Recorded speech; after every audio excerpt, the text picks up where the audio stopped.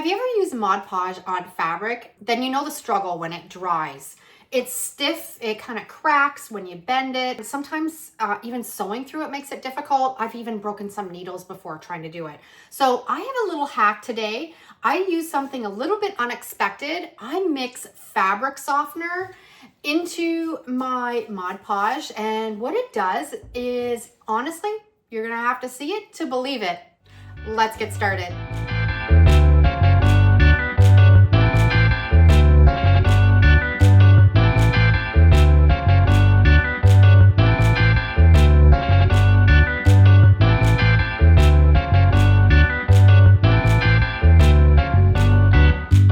So here's a little trick to making your decoupage projects a little bit more flexible, a little bit easier to mold around. Think about putting covers on journals or decoupaging something that you want to have a soft feel that you can wrap it around. This hack is going to work for that. Mod Podge, this is just Mod Podge on a piece of fabric. You can hear it's kind of crunchy, it's kind of stiff, and sometimes it even stays a little bit sticky. So what I came across, works fantastic, is I use some Mod Podge matte and some fabric softener. Now, I found this fabric softener, I had a hard time because the regular Downy has like a blue dye in it, and I found that it changed the color a little bit when I was mixing it together. So I'll put the link to this down below. I found it on Amazon, and it's just a free and gentle, and it doesn't have any colors or dyes in it, so you're not gonna have to worry about the changing of the color.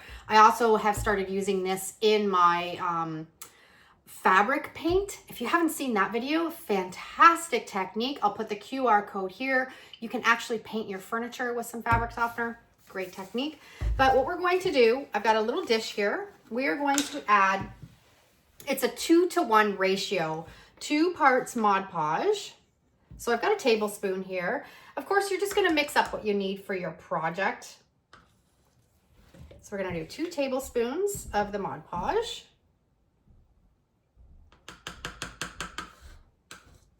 And then we're going to use 1 tablespoon of the fabric softener. This one's really nice too because there's no smell to it. The regular Downy is so strong and so perfumed, and it actually gives me a headache. This is great because there's none of that in there.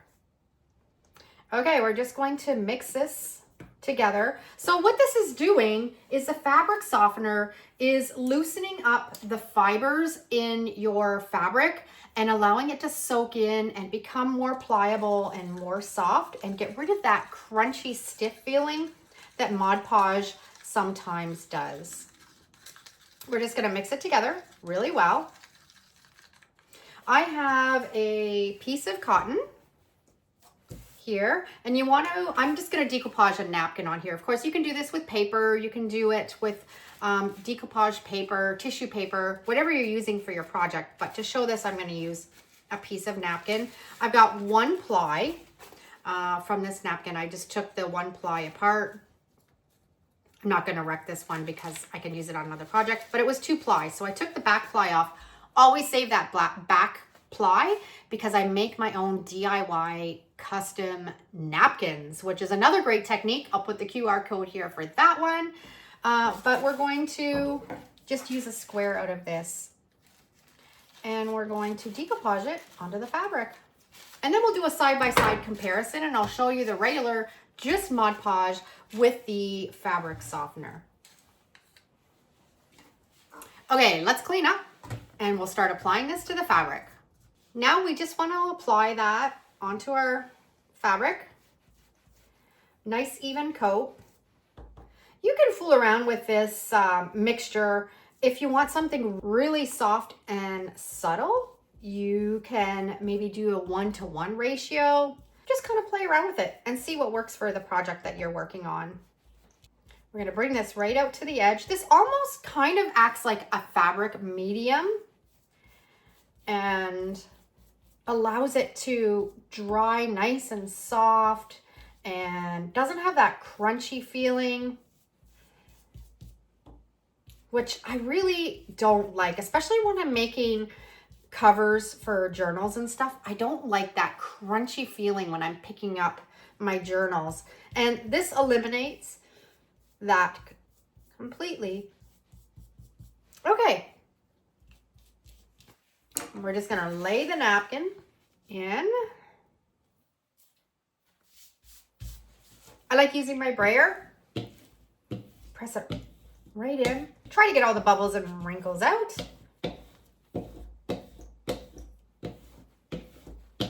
And then we're gonna put another coat on top. And the nice thing about this also is it goes on nice and smooth. You know how sometimes when you're applying Mod Podge, it kind of pulls and tugs at it? This gets rid of that. Now, this is not good for outdoor use or if you're decoupaging on, say, something like furniture that's a hard surface. This is just for something that's going to have a smooth, soft finish, like paper or fabric. Fantastic hack. Okay, we're going to set this aside. We're going to let it dry completely, and then we'll do a side-by-side comparison so I can show you how well it works.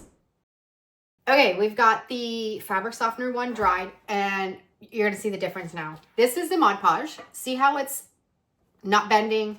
It's flexible, but not really flexible. You can see if you have it on a book cover, it's gonna be kind of crunchy. This is the one with the fabric softener. It's glued to the fabric because of the Mod Podge, but that fabric softener has soaked into that fiber in the fabric and made it soft and subtle. And I don't know, subtle, that's not the right word. Subtle, soft, subtle, subtle. You get it. You know what I mean?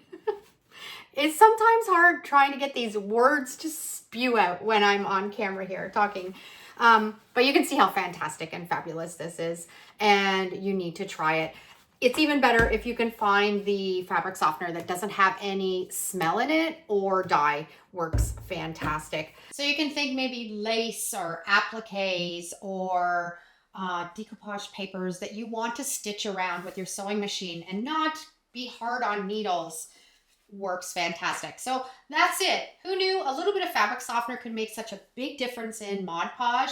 It goes on smoother, it bends, it doesn't crack. It's a total game changer for fabric projects. I've got lots more Mod Podge tricks and DIY ideas you're going to love, so don't head out yet. YouTube thinks you'll like this video right here, so let's see if they're right. I'll meet you over there and we'll keep creating together.